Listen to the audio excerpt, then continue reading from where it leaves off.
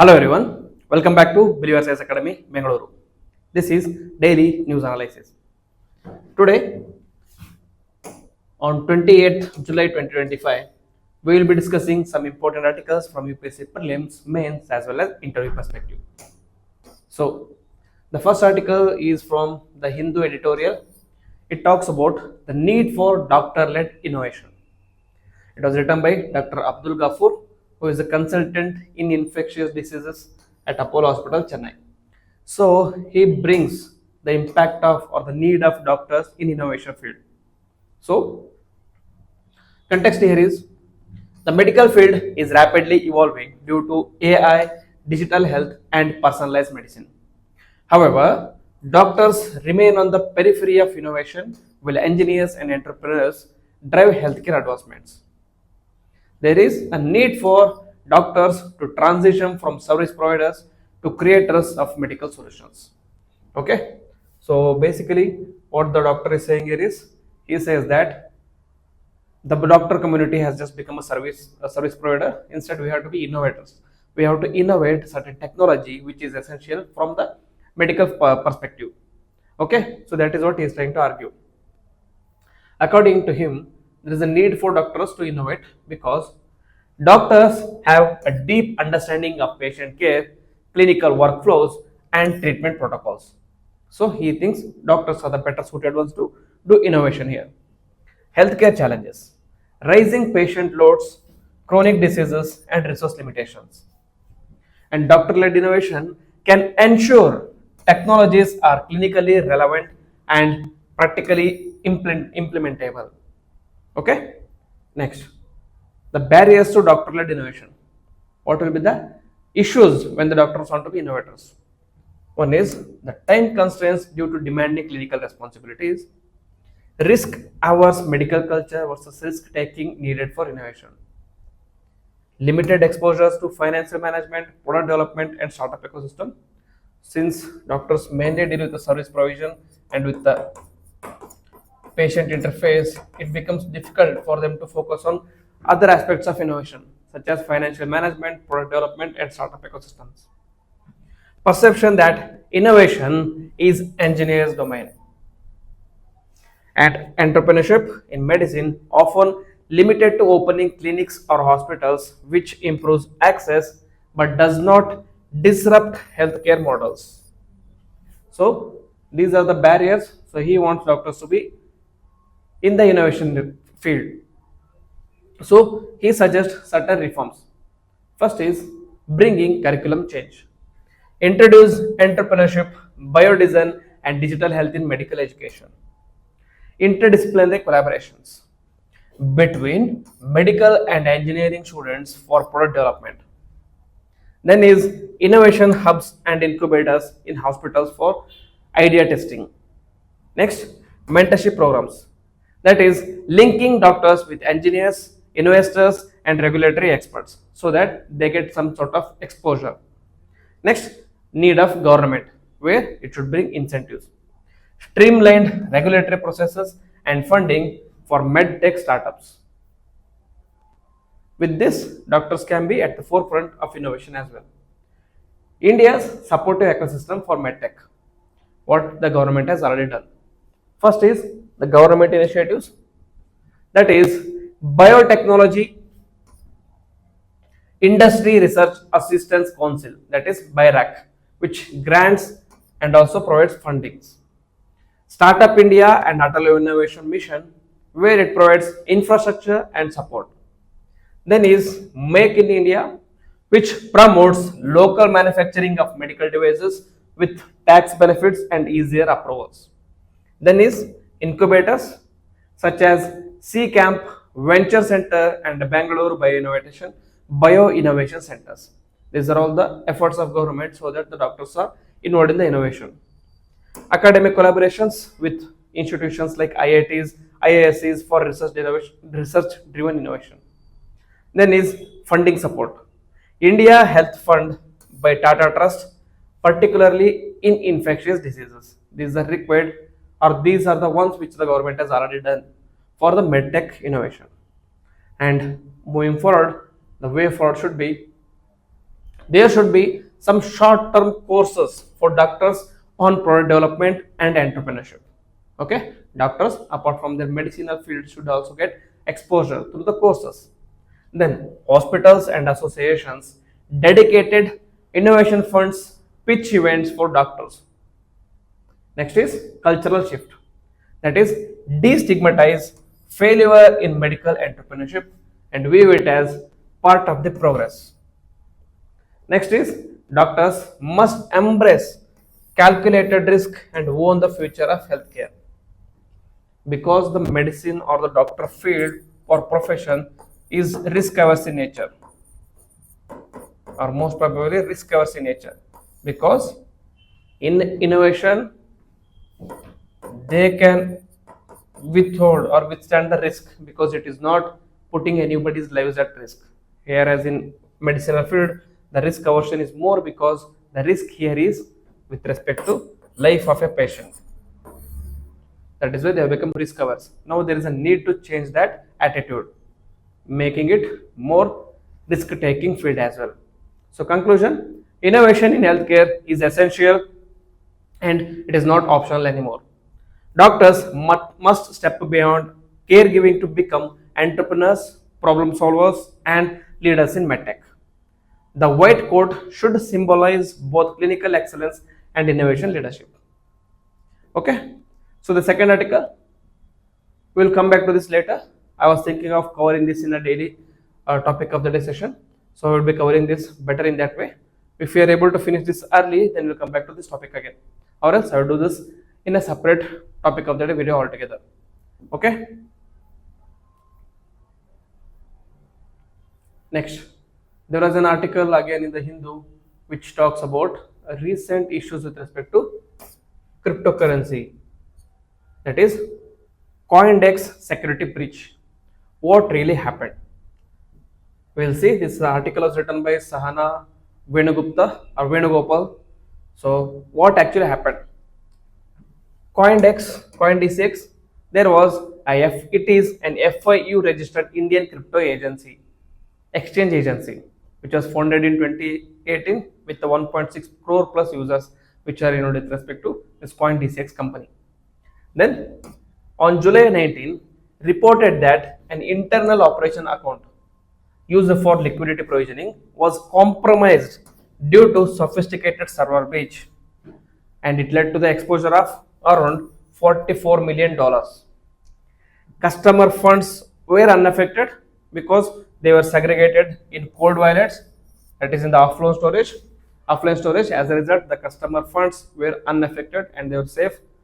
And incident reported to certain, that is the government agency for crimes related to cyber, blockchain forensics and ecosystem partners onboarded, and recovery bounty program announced to trace attacker and recover assets.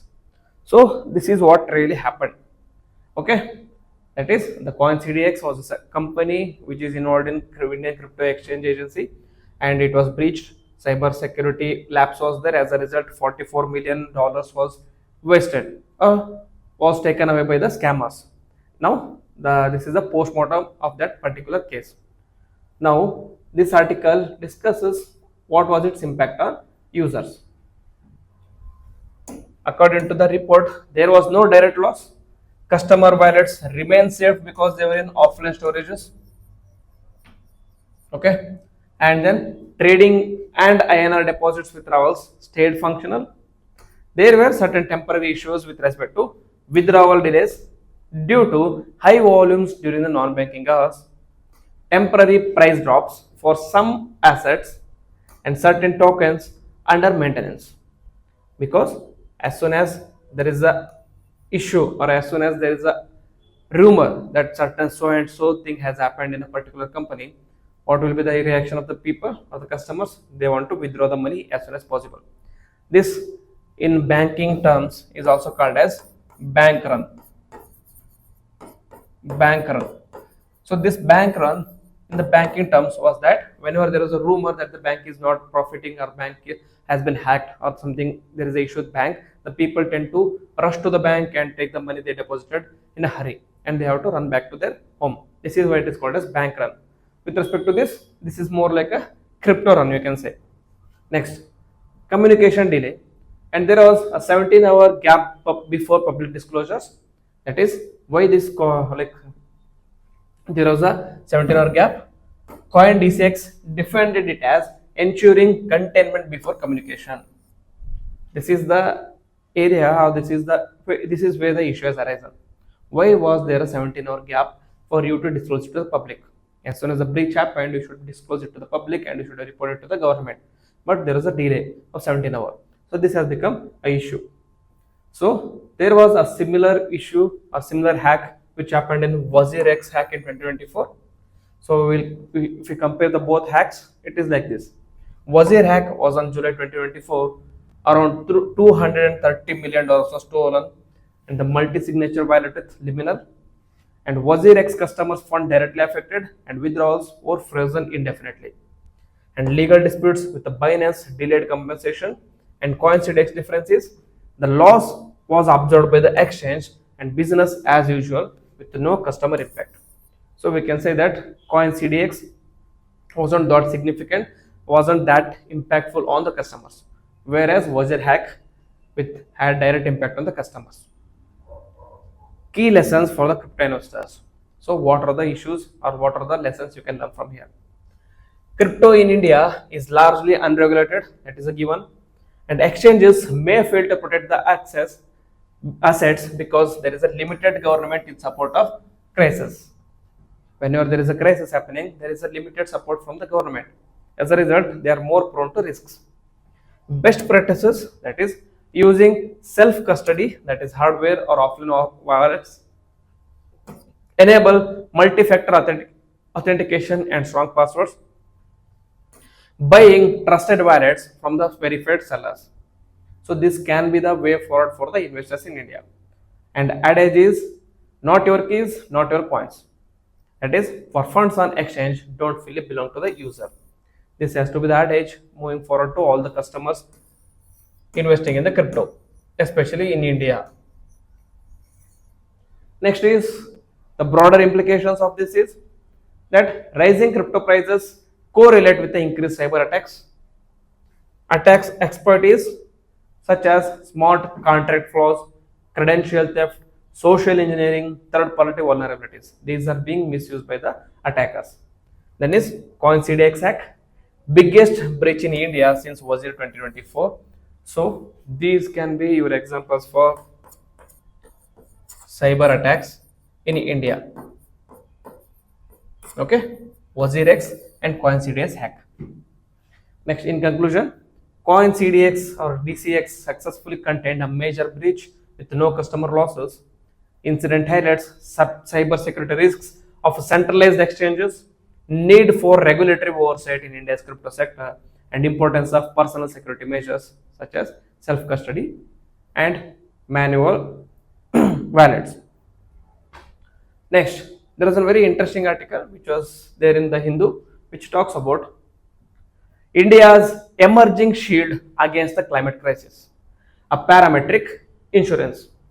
What is the shield against climate crisis? It is the parametric insurance. So, context, the article discusses the issues or raising issues with the rising climate change. First is climate volatility is increasing. 764 major natural disasters in India since 1990.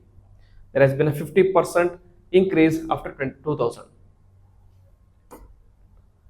Between 2019 and 2023, India faced $56 billion in climate-related losses, which is approximately 25% of Asia Pacific losses. India alone contributes to 1/4 of all the losses that happens in Asia Pacific region. That is how grave the issue is. Traditional insurance models struggled with delayed payouts and damage assessments because the assessment takes so much of time. So need for a faster, objective and relief mechanisms. What is this parametric insurance? The definition of parametric insurance is payout is triggered automatically when a predefined threshold or index is breached, such as rainfall, wind speed or temperature. Previously, We also discussed about the type of bond, that is catastrophic bond, or called as cat bonds. What these bonds do is, the bonds had a certain trigger. Whenever that trigger was breached, there was automatic payout from these bonds to the investors who have invested in insurance. Okay, so this cat bonds was exclusively used for catastrophes, meaning for the hazards. So this parametric insurance is similar to this case. Okay, data sources: IMD, NASA MERRA, global satellite systems. And speed and clarity is removes damage inspections, and the payout will be within hours, very quick. How does it work? In this, there are already pre-agreed thresholds. For example, rainfall below 300 millimeter in the sowing season, and temperatures of above 40 degrees Celsius, and seismic or wind thresholds as per the region. If these thresholds or the pre-agreed thresholds are breached, then the payout is automatic. Example of applications: in agriculture, microfinance institutions covering farmers' loan payment if the rainfall fails. That is, if it doesn't reach 300 millimeter in the sowing season. In renewable energy, solar farms are insured for low irradiance in Rajasthan. Livestock and transport, protection against extreme temperatures affecting the operations. So these are already in presence at the moment. This has to be expanded to all over India and other operations or other regions as well. Where it's working, wherever it is working is in India, Rajasthan and UP. They were pilot for women smallholder or women smallholder farmers using water balance index. There was automatic payout during the drought whenever they didn't reach 300 millimeter rainfall. In Nagaland in 2024, first state to buy multi-year parameter cover for landslides and extreme rainfalls using disaster mitigation funds. Okay, so it is almost similar to cat bonds as well. And then globally, it is being used in Africa, Pacific Islands, UK for droughts, cyclones and floods. So globally also it is in use, or it is in use. So why does it matter? What is the significance? As you can see, it is very faster and it is very quicker, and the issue and it streamlines the process, and it is very easier to access. So it matters because the quick liquidity for farmers or businesses, it helps them to restore the working capital. And then there is no subjectivity because the payout is based on independent and verifiable data. And then it provides pre-disaster resilience. That is, it enables states or sectors to plan ahead. Even if there is a disaster, you can plan ahead because we have certain insurance for you. So what India needs next? One is scaling up the adoption.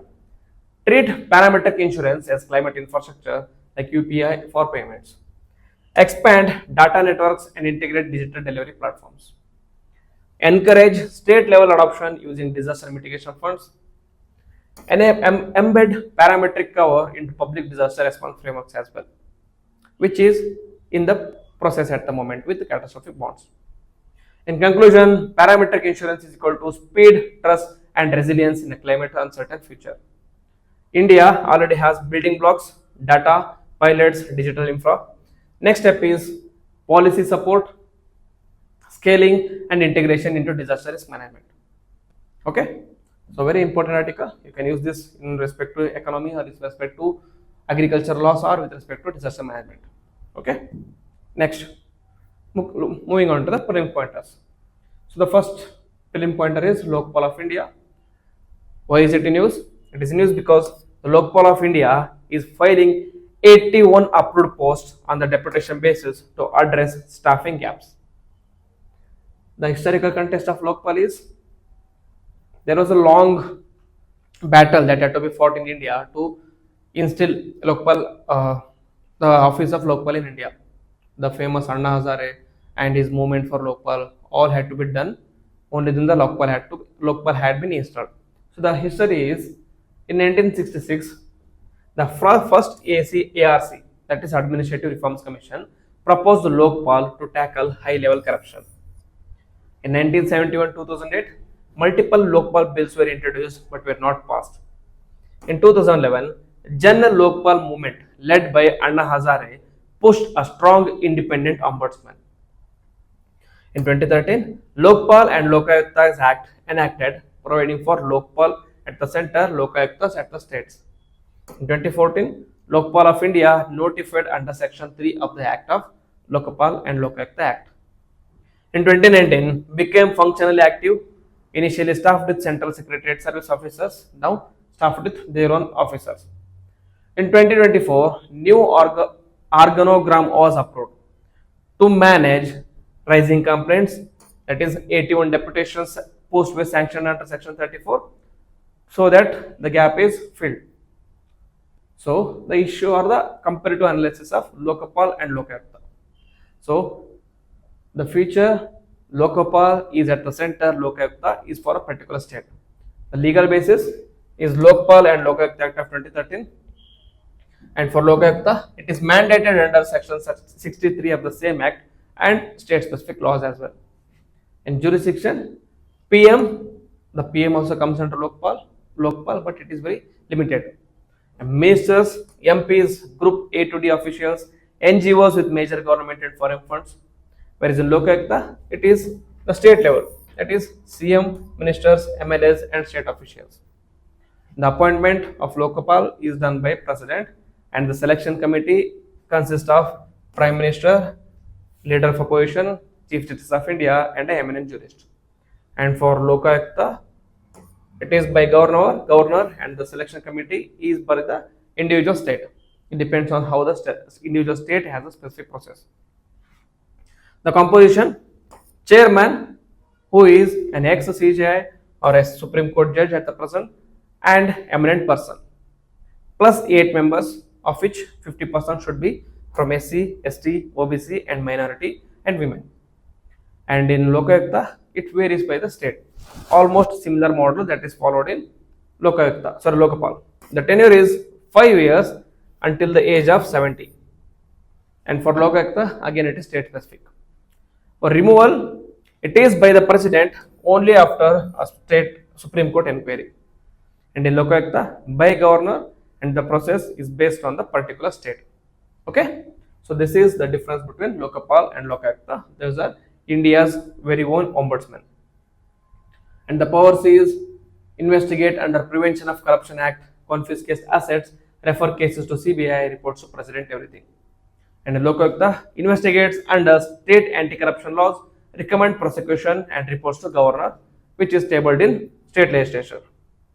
And the recent institutional reforms was there was a new organogram and 81 deputation posts were provided by the government. Next is the last article for the day is PM Prime Minister Vikasit Bharat Rozgar Yojana, PM VBRY. So it is taken from the Press Information Bureau. Why is it in news? The Employment Linked Incentive Scheme, that is ELI scheme, has been officially launched as Prime Minister Vikasita Bharat Rozgar Yojana, which is effective from 1st August 2025. So in a nutshell, PM Vikasita Bharat Rozgar Yojana is nothing but employment linked incentive scheme, similar to production linked incentive scheme. This is focusing on employment linked incentive. Objective is to promote formal employment and inclusive job creation, expand EPFO coverage to strengthen the social security net, support Vikasit Bharat vision for long-term growth. The outlay and target is financial outlay of almost 99,446 crore between August 25 to 27, July 2027. Job creation target is for 3.5 crore new jobs, including 1.92 crore first-time entrants into the workforce. So a very ambitious project, you can say. The sectoral coverage, very important point, is open to all the sectors. However, there is a special focus on manufacturing and extended benefits for the 3rd and 4th years to promote long-term growth. because it is a manufacturing industry that is more labor intensive in nature. More labor intensive, so there is an extensive or excessive or extended benefits provided for manufacturing sector. The key features are for the incentive to employers. That is, eligibility for employees is first time EPF for registered worker and the monthly salary of less than or equal to 1 lakh. Benefit is 1 month EPF wage up to maximum of 15,000 paid in 2 installments after 6 months of employment and after 12 months of employment. Condition is completion of a financial literacy program, part of the benefit locked in a savings scheme, and the incentive for employees here is applies to new hires employers with a salary of less than 1 lakh per month. Minimum new hires is 2 if the firm has 50 employees, 5 if the firm has more than 50 employees. Incentive per employee per month is 1,000 for the wage of less than equal to 10,000, 2,000 for the wages between 10,000 to 20,000, 3,000 incentive for wages between 20,000 to 1 lakh. Okay, the people or the more number of people you are going to hire, more number of incentive you are going to get. Next, payment mechanism is employees, that is direct benefit transfer via Aadhaar based system, and employers paid to PAN linked bank accounts. The significance is encourages first time workforce participation, provides liquidity support to employees and reduces hiring costs for the employers, strengthens social security by expanding EPF enrollment, aligns with employment-led growth under Viksit Bharat. Possible prelim pointers, that is the launch date, coverage, etc., which I already discussed. So this is for the people who are going to read the PDF. Okay, so these are the articles which I want to discuss today, and I will bring another video with respect to glacial lake outburst flood, because it is going to be a very important topic, and there are very high chances that this can be asked in this year's mains. So I will cover it separately, and you can note makes of that particular topic. So this ends our video for the day. If you like the video, then please hit the like button, comment on it, and also share with your friends. And if you are new to the channel, please subscribe to the channel and click on the bell icon so that you don't miss any notification. With this, I will end the video. Jai Hind.